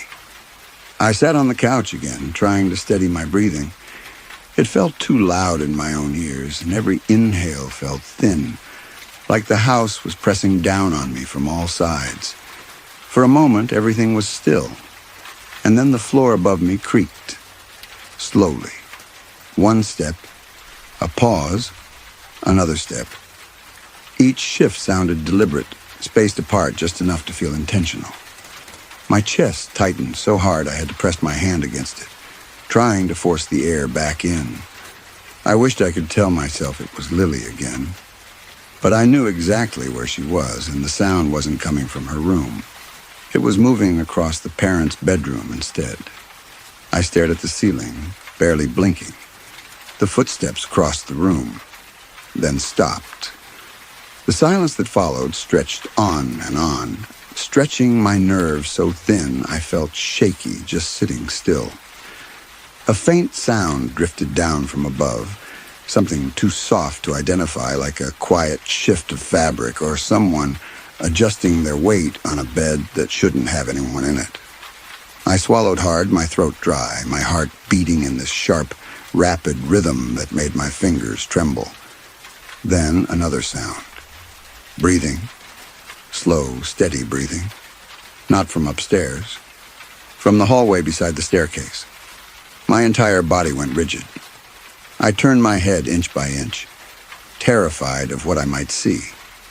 The hallway was dark, lit only by the faint glow of the living room lamp. But the breathing didn't stop, even though no one was visible. It sounded low, calm, patient, like someone standing just beyond the edge of the light. I sat frozen, trying not to make a sound, my heartbeat pounding hard enough to feel in my neck. I didn't dare move. I didn't dare blink too long. The breathing stayed steady, never rushing, never faltering, like it was listening to me, like it was waiting for something. After a long moment, the breathing faded. Not like someone walking away, but like the air simply absorbed it. The hallway fell silent again, but the tension stayed, clinging to me like cold fingers wrapped around my spine. I couldn't sit there anymore. I had to check on Lily again. Not because I thought she'd moved, but because I needed to know she was still safe. When I stood, the floor under my feet felt slightly warm, as if someone had just been standing there. I tried not to think about it as I climbed the stairs, each step feeling heavier than the last, each breath thinner and harder to steady. But when I reached the top of the staircase, I stopped cold. Lily's bedroom door was now wide open, not partly, wide, and there was no reason it should have been. I froze at the top of the stairs, staring at Lily's door. It hadn't been open like that when I went downstairs. I knew exactly how I left it. Just slightly ajar, enough to hear her breathing. Seeing it wide open felt like walking into the middle of a conversation I wasn't supposed to hear, a moment I wasn't meant to step into. The hallway felt colder now. Not a clean cold, but a slow, creeping chill that moved across my skin like it had weight. The nightlight near the bathroom flickered again before going out completely, leaving only Lily's dim lamp spilling a soft glow into the hall. I took a small step forward, and the floor let out a quiet creak. The sound seemed to echo more than it should have, stretching down the hallway in a way that made me feel exposed. My heartbeat was loud again, too loud. It thudded deep in my chest, each beat sharper than the last. I reached the doorway and looked inside. Lily wasn't in her bed anymore. My breath stopped halfway in my throat. I scanned the room too fast at first, then forced myself to look again, slower this time, searching every shadow. The blankets were slightly pulled back, like she'd climbed out on her own, but but there was no sound, no movement, no sign of where she'd gone. The closet door was still open, wider than before. The space inside looked darker than the rest of the room, as if the light refused to touch it. I felt this deep, instinctive pull in my chest telling me not to go near it. My breathing quickened in short, uneven bursts that I couldn't steady. I whispered Lily's name, barely loud enough to carry across the room. No answer. The silence felt thick, heavy, like I was sinking into it rather than standing in it. Then, from the far corner of the room, the air shifted. Just a faint movement, like someone shifting their weight. I didn't see anything. I only felt the tiny stir of warmth reach my skin, and it sent a shiver down my spine so sharp it made my knees weaken. I stepped backward, one slow step at a time, my eyes locked on the closet. I couldn't look away. It felt like something inside was watching me just as closely, waiting to see what I'd do. When I reached the hall, I heard a soft breath behind me. Not from the room, directly behind me, right at my shoulder. I turned so fast I almost lost my balance. The hallway was empty, completely still. But the breath lingered in the air, warm enough to feel against my cheek. My skin crawled and my heart hammered hard enough that my vision pulsed for a moment. I didn't know where to go. I didn't want to go back into the bedroom, and I didn't want to walk into the dark hallway either. I felt trapped between two places that felt wrong in different ways. Then I saw something on the staircase below. A small figure, sitting on the bottom step. It was Lily. She was turned halfway toward me, her eyes wide, her face pale in the dim light. She wasn't crying, she wasn't speaking. She looked confused. Like she'd woken up somewhere unfamiliar and didn't understand how she got there. I called her, name softly, afraid to raise my voice. She didn't answer at first. She just stared up at me, her eyes fixed past my shoulder, not on me, like she was looking at something standing behind me. A cold wave rolled down my back. I forced myself to look away from her and down the staircase. I wanted to go to her to get her out of the house, but I couldn't shake the feeling that whatever she was staring at was still close enough to touch me. I took a step toward her. The floor creaked under my weight. The air behind me shifted again, just a small, slow movement, but enough to make the hairs rise on the back of my neck. I kept my eyes on Lily, willing her to move, to come toward me, to do anything. She finally blinked as if waking from some daze and reached her hand toward me. That tiny motion snapped me out of whatever fear was holding me still. I rushed down the stairs, grabbed her hand, and pulled her toward the living room. My chest felt tight, my breathing rapid and shallow, but I didn't stop until we were both near the front door. I wanted to leave. I really did. But something made me hesitate. A faint sound drifted down the staircase, more a pattern of quiet shifts than actual movement. Like someone walking slowly, carefully, along the hallway again. I didn't want to look. I didn't want to see anything. But I forced myself to turn my head. No one was there. Just the empty hallway stretching toward Lily's open room, shadows pooling along the floor. I unlocked the door and stepped outside with her, the cold night air hitting me like a wave. I didn't go back in until her parents came home. Even then I stayed by the doorway, afraid to take one step deeper into that house. They asked what happened. I didn't know how to answer. Lily didn't say anything either. She just kept holding my hand, staring back at the dark hallway behind them. And here's the part that still unsettles me the most. Before they closed the door, I looked up the stairs one last time. The closet door in Lily's room, the one I'd seen wide open, was now shut. Not gently, shut tight. And I know for a fact neither of us touched it. Story 7. I had taken a last-minute babysitting job for a couple who lived a few streets away. Their daughter, Lily, was 6, soft-spoken, and unusually still for a kid her age. She stayed curled up on the couch with a blanket, watching some old cartoon while her parents gathered their things for a late dinner. Nothing seemed strange at first. The house was clean, quiet, and a little dim, like they preferred warm lighting over anything too bright.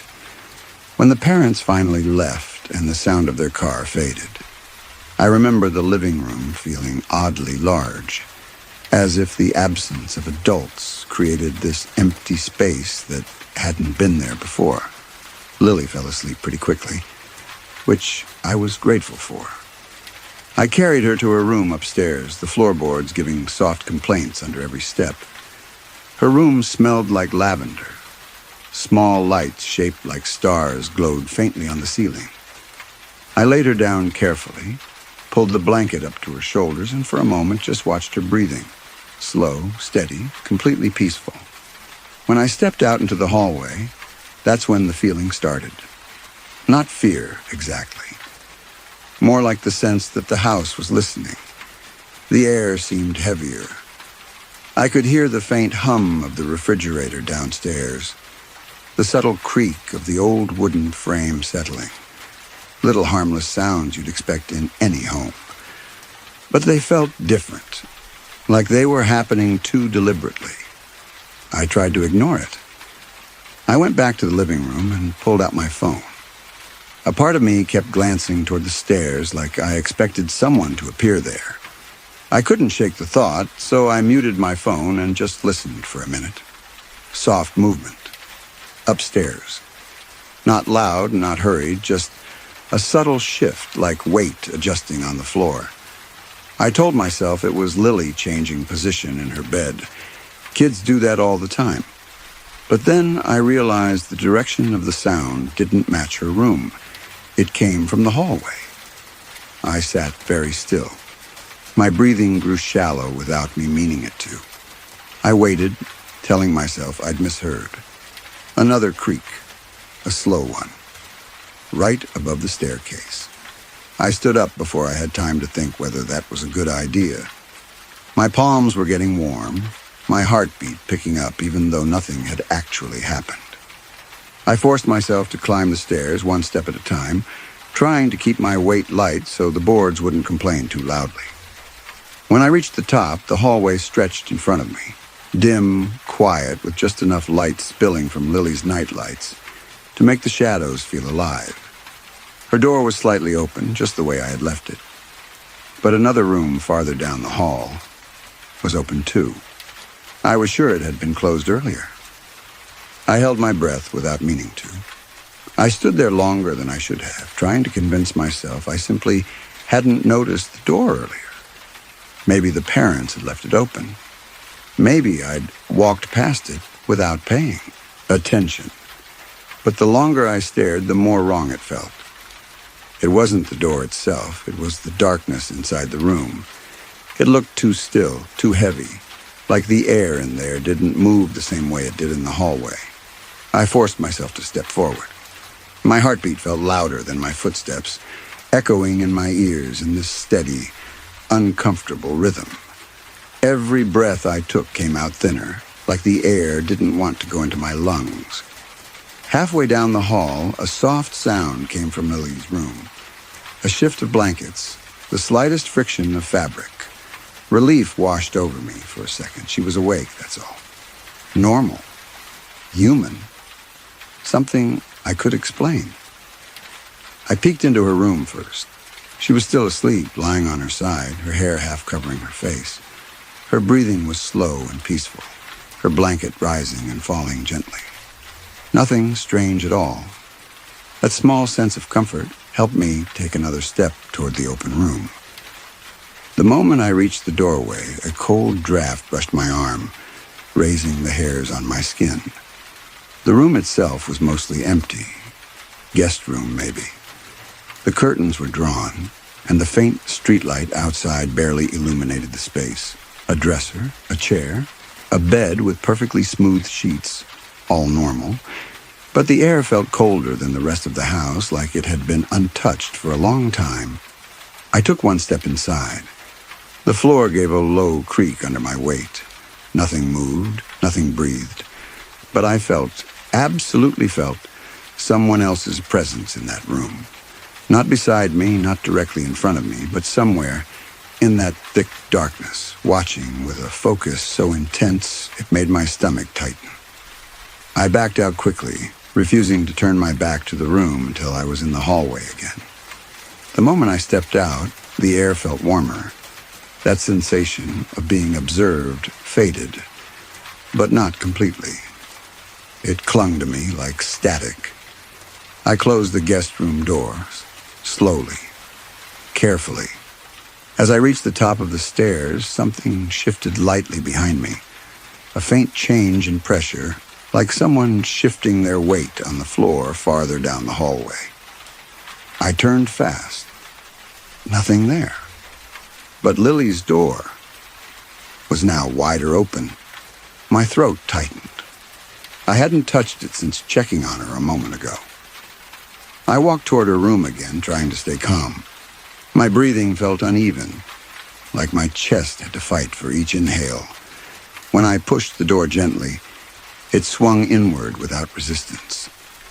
Lily lay exactly where she had been before, but this time she wasn't asleep. Her eyes were open, unfocused, staring past me at something behind my shoulder. I froze in the doorway. Lily didn't blink. Her small chest rose and fell slowly, her pupils fixed on something over my shoulder, with an expression I couldn't read. Neither fear nor calm, but something in between, something distant. My first instinct was to turn around, but something in me refused. My body locked up, every muscle tense, as if my instincts were screaming that looking would make everything worse. Instead, I crouched a little, keeping my voice low. "Lily, what are you looking at?" She didn't answer. Her eyes tracked the empty space behind me, following something that I couldn't see. The longer I stayed there, the more I felt that quiet pressure build again, like the air was folding inward around us. I could hear my own breathing, uneven, shaky. My hands had started to tremble without me noticing. I finally forced myself to look over my shoulder. The hallway was empty.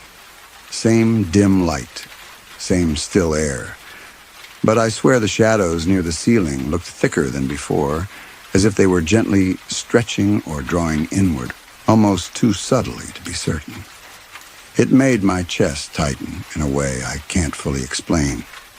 When I turned back to Lily, she was sitting up slightly, not fully upright, just enough to show she hadn't been pretending to sleep or dreaming. Her gaze slowly shifted to me now, and for a moment her eyes seemed clearer. Her voice came out soft, barely above a whisper. "Did you tell them they could come inside?" A chill rolled down my spine so suddenly it made my breath stutter. What do you mean?" I asked, keeping my tone light, though my heart was pounding hard enough to hurt. She blinked slowly, then pointed past me toward the hall. "They don't like it when someone closes the door." Before I could say anything, the sound of wood shifting echoed from farther down the hall. Long, slow movement. Not chaotic, not rushed, almost careful, like something was adjusting itself after being disturbed. I held Lily close with one arm and stepped backward into her room, keeping my eyes on the hall. The sensation of being observed, of something studying us, grew until my skin felt too tight for my body. I reached for the bedroom door and pulled it halfway shut. I didn't dare close it fully. For the next hour, I sat on the floor beside Lily's bed, listening. The house settled occasionally, but every so often I'd hear that slow shift of weight in the hallway, as if something was moving just enough to remind me it was still there. When the parents finally returned, the air changed instantly, like whatever had been in the hallway slipped away the moment they stepped inside. I didn't tell them anything. I didn't know how to. I practically ran home. A few days later, I walked past their house on my way to a friend's. One of the upstairs windows, Lily's window, had the curtains drawn tight, but I could make out the faint outline of someone standing there. Too tall to be her, too still to be human. I kept walking. I never babysat again. And sometimes, late at night, when my house is quiet and the air feels just a bit too heavy, I swear I hear that same soft shift of weight on the floor. Like whatever was in that hallway followed me home and still hasn't decided what it wants. Story 8. I'll never forget that night. Even now, years later, my chest tightens whenever I think about it, like my body remembers something my mind keeps trying to deny. I was babysitting for a family I'd worked with a few times before. Good people, quiet house, nothing unusual. They had an 8-year-old boy named Aaron. Polite, but a little withdrawn. The type of kid who always seemed to be listening for something no one else could hear. The parents were heading out for a late anniversary dinner. The moment their car pulled away and the sound faded down the street, the house settled into this strange, restless quiet. Not loud, not dramatic, just tense. Almost like the walls were holding their breath. Aaron was upstairs finishing a drawing in his room. I could hear the faint drag of his pencil through the open door, steady and soft. I stayed downstairs, scrolling my phone, trying to ignore how the dim lamps cast shadows that felt a little too stretched across the floor. After a few minutes, the ceiling above me gave a subtle creak. Old houses do that, I told myself. Air pressure, temperature changes, wood shifting, normal stuff. Still, my heartbeat jumped a little, enough that I sucked in a slow breath to calm myself. Then I heard another sound. A soft, uneven glide of weight along the hallway upstairs. Not Aaron. He was sitting still. I could picture exactly where he was. I held my breath, listening. The movement stopped, but the silence that followed felt heavier than before. I forced myself to check on him. Not because I wanted to, but because something inside me whispered that I needed to. I climbed the stairs slowly, each step giving a faint creak under my weight. My pulse thudded harder with every foot I lifted, like I was walking into something I wasn't ready for. When I reached his door, he was still at his little desk, drawing with his head bent low. His lamp flickered weakly, then steadied. "You okay up here?" I asked, trying to sound casual. He nodded without looking up, but his shoulders seemed tight, like he was bracing for something. I glanced into the hallway behind me. Dim, quiet, but it felt like someone had just walked through it and the air hadn't settled yet. "You hear anything weird?" I asked before I could stop myself. Aaron paused his pencil. His voice came out soft. "You mean the person who keeps stopping by my door?" My stomach dropped so fast I felt dizzy. Before I could respond, the floorboards near the end of the hall shifted again. Slow, deliberate, like someone had just placed their weight there. I turned toward the sound, heart pounding, breath going thin. There was nothing there. Just shadow. But it felt like something had pulled back into it only a second before. I stayed in the doorway, trying to keep my voice steady, even though my breathing had started to feel uneven. Too fast. Too shallow. "There's no one out there," I said, mostly to convince myself. Aaron finally looked up at me. His eyes were wide, but not frightened. More like he was tired of something he'd dealt with too many times. "He doesn't stay in one place," he whispered. "He moves when you try to see him." A chill spread across my arms. I told myself he was just imagining things. Kids have active minds, especially in quiet houses. But the timing of those sounds, the weight on the floorboards, it didn't feel imagined. I forced a smile.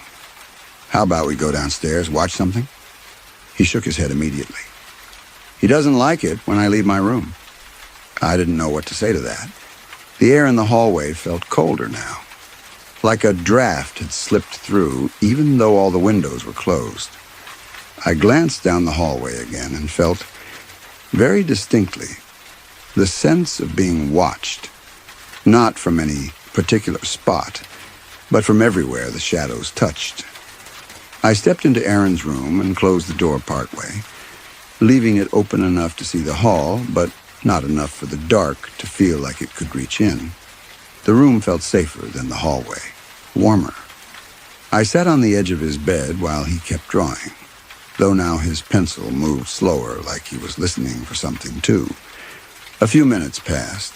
The house stayed quiet, but not peacefully quiet, more like the silence before a breath, before movement.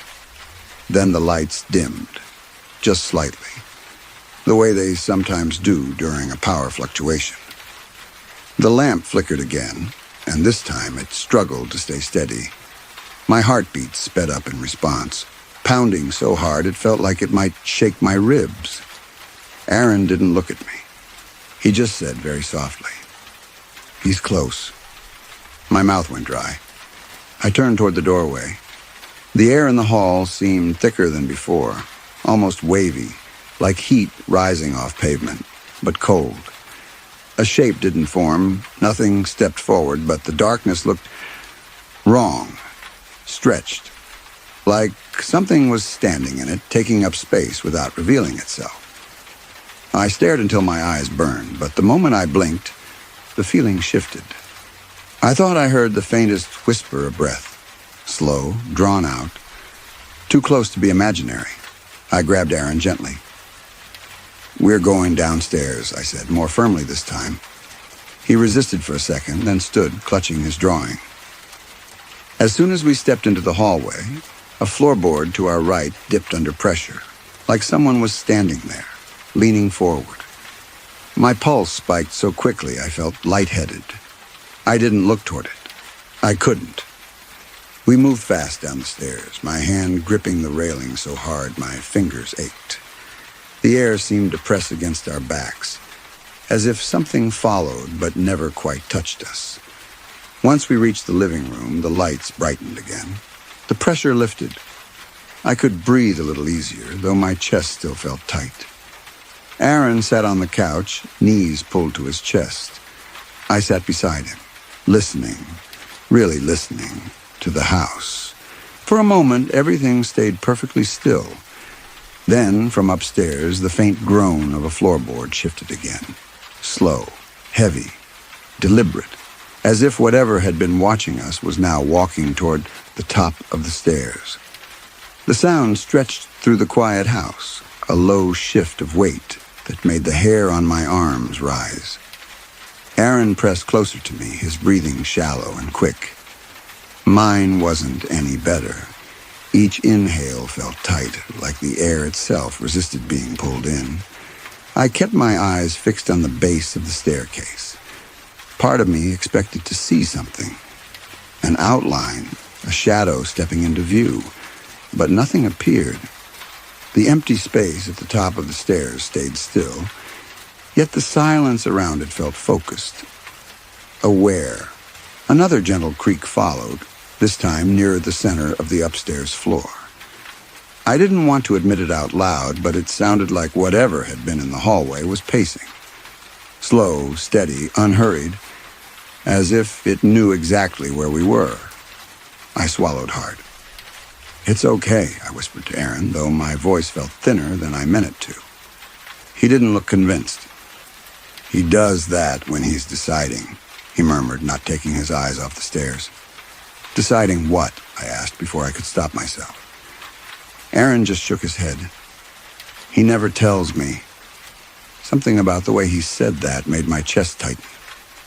I reached for my phone, thinking about calling his parents, calling anyone. But my fingers felt numb. The screen lit up almost too brightly in the dim room. My hand shook as I hovered over the call icon. Before I pressed it, the overhead lights flickered. Not off, just weak, as if something was passing under them. Then the room cooled, the air thinning like the oxygen was draining out. From upstairs came a slow, dragging shift of weight, moving toward the top of the stairs. I felt it before I heard it, this pressure. this sense of something leaning forward, almost curious. My heart hammered so hard I thought it might echo off the walls. Aaron gripped my arm. The house went still. No creak, no breath, no flicker, just stillness, dense and waiting. Then from the staircase, the faintest exhale brushed the air. Not loud, not close, but real enough that my skin prickled and my throat clenched around my next breath. I didn't stay to see if anything would appear. I grabbed Aaron's hand and pulled him toward the front door. The moment I opened it, the air outside felt warm, almost too warm compared to the icy heaviness inside the house. We stepped out onto the porch, and the pressure behind us lifted, as if a weight had been removed from the entire structure. I didn't close the door. I couldn't make myself turn around long enough to do it. We waited outside until his parents came home. They were confused, a little annoyed, until they saw our faces. I didn't explain much, just that something felt wrong upstairs. They brushed it off politely, but the father hesitated before stepping through the doorway, like he sensed it too. I didn't go back inside, not even to grab my things. I told them I'd come by the next day. I never did. For weeks afterward, I kept hearing soft, uneven movement in my own house late at night. Not every night, not enough to feel constant, just often enough to make me wonder if something had followed me. And sometimes when I walk past a dark hallway or a half-open door, I get that same heavy feeling in my chest, like something is standing just out of sight, watching, waiting, deciding. I tell myself it's nothing. I have to. But every now and then I hear the floorboards shift, slow, steady, deliberate, just the way they did in that house. And I can't help wondering if it finally made up its mind. Story 9. I was babysitting for a couple I'd only met twice before. They lived in one of those older houses with narrow hallways and floors that always seemed to be settling, even when no one was walking on them. Their son, Milo, was 7. Shy kid, gentle, the type who kept his toys arranged in careful lines. The parents left around 8, thanking me again and again. The second their car disappeared down the street, the house shifted into a different kind of silence, the kind that almost hums if you listen long enough. Milo was already in his pajamas, curled up on the couch beside me while a nature documentary played on low volume.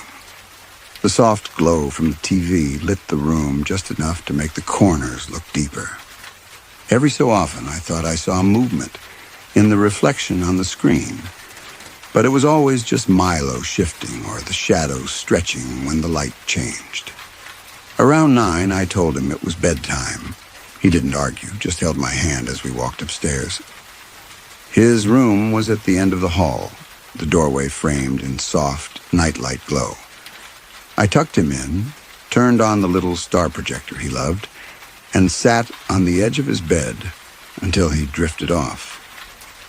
As soon as I stepped into the hallway, the floor beneath me gave a long, low creak. I stopped, listening. No footsteps, no movement from Milo's room, just the sound of my own breathing, a little quicker than it should have been. I convinced myself it was nothing. Houses do that, especially old ones. I went back downstairs, set my phone beside me, and tried to relax. But every few minutes I heard it. Another soft shift from the upstairs floorboards. Not running, not even walking. More like weight settling in a spot that shouldn't have any weight on it. My chest tightened. I muted the TV so I could hear better. The next sound was faint, but unmistakable. A slow drag of something against wood. I sat perfectly still, barely breathing. It wasn't Milo. I knew that because I could hear his tiny sleep sounds earlier, and this wasn't coming from his room. It was coming from the other end of the hall. I told myself it was the house again. That old wood can make sounds that mimic movement. But the rhythm of it, slow, steady, deliberate, made my heartbeat thud so loudly I thought it might drown everything else out. After a minute of trying to calm myself, I forced my legs to move. I climbed the stairs slowly, gripping the railing. Each step made the air feel heavier, like the temperature dropped a degree every few feet. At the top of the stairs, I paused. The hall stretched out in front of me, quiet and dim. Milo's door glowed softly from his nightlight. The guest bedroom door, across from his, was now slightly open. I was sure, absolutely sure, it had been closed earlier. A cold thread of fear curled through my stomach. I stared at that door longer than I should have, waiting for some sensible explanation to appear in my mind. Maybe the parents had left it open after grabbing something earlier. Maybe I hadn't noticed it. But the longer I looked at it, the more certain I became that I hadn't imagined it being closed. The air in the hallway felt different now, denser, cooler, as if something had shifted without making a sound. My breathing grew tight, my chest rising faster than I wanted it to. I took a slow step forward. The floor responded with a low creak, the kind that seemed to echo down the hall even though it wasn't loud. Every instinct in me said to go back downstairs, but something else, curiosity, responsibility, maybe a stubborn kind of fear, kept me moving. When I reached the guest room doorway, I nudged it gently with my fingers. It swung open with barely any resistance, revealing a space that should have been perfectly normal. A neatly made bed, a dresser, a lamp, a window with curtains drawn halfway. But the moment I stepped inside, the temperature dropped noticeably. My skin prickled, and I felt this strange, almost electrical tension in the air. The shadows in the corners looked thicker than they should have been, like they were layered. I scanned the room carefully. Nothing looked out of place. Nothing was moving. But the silence was so heavy it made my ears ring. I backed out slowly, keeping my eyes on the room until I was fully in the hallway again. As soon as I stepped out, I heard a faint shift of fabric behind me, like something adjusting its position on the bed. I didn't turn around. I couldn't. My heartbeats spiked so fast I felt lightheaded. I forced myself to move toward Milo's room, swallowing hard against the dryness in my throat. His door was still glowing with the soft, star-shaped light. I pushed it open gently. Milo lay on his side, asleep, breathing slow and steady. But something about the way he was curled made me pause. His hands were clenched tightly around the blanket like he'd been bracing himself. I stepped inside and listened. At first there was nothing, just the soft whir of the projector and Milo's breathing. Then, from the hallway behind me, a floorboard shifted again. Not loud, just enough to let me know something was still standing out there. My pulse surged. The back of my neck prickled. I turned slowly toward the doorway. Nothing stood there. But the shadows along the floor had changed shape, stretching slightly toward the room as if something had moved past and I'd just missed it. My breathing grew unsteady, quick and shallow. I felt like the house itself was leaning closer, waiting for my next move. Milo stirred behind me, his voice groggy but clear enough to make my skin crawl. "Did he follow you?" he whispered. My whole body went cold. I turned to him slowly, trying to keep my voice steady even though my breathing had become uneven and shallow. "Milo, what do you mean?" I whispered. He didn't sit up. He didn't even open his eyes. He just whispered into his pillow. "He stands in the hallway. He waits until someone opens the door." A chill ran up my spine so sharply that my legs almost gave out.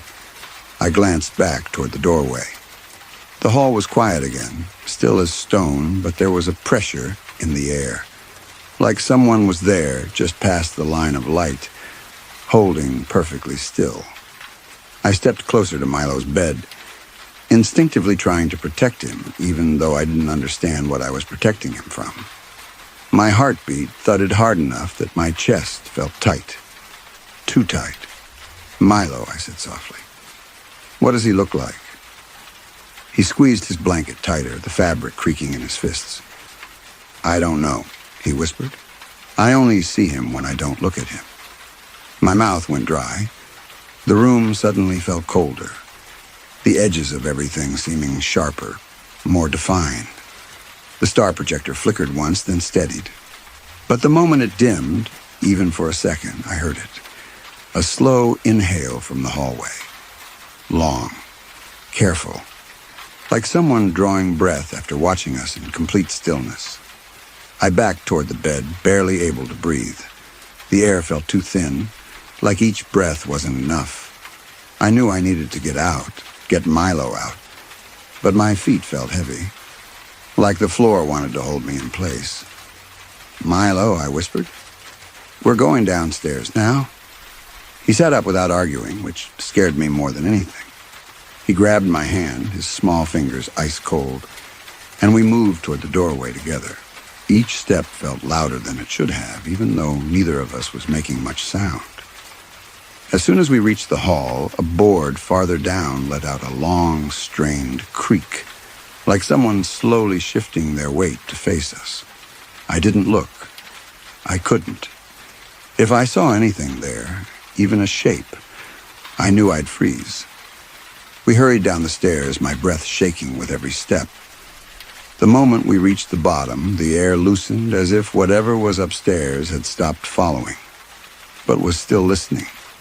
I grabbed the house phone and tried to call the parents, but the line rang without end. Milo clung to my side, trembling. Minutes passed. Then the lights dimmed again, just barely, and from the upstairs landing came a faint, deliberate shift of weight. Still there, still watching. When the parents finally came home, the moment the door opened, the pressure vanished, disappearing like it had never existed. I don't know if they sensed something was wrong, but they didn't ask many questions when I said I needed to leave right away. I told myself I imagined it. I told myself old houses make strange sounds, that fear can twist shadows into anything. But a week later, while I was getting ready for bed in my own house, the floor outside my room creaked, slow and deliberate, the exact way it had that night. I froze, every muscle locking. Another shift followed, closer, and then the softest breath drifted through the crack under my door, like someone standing just inches away on the other side was waiting for me to open it. I still don't know if anything followed me home, or if it had always been here, waiting for someone to notice.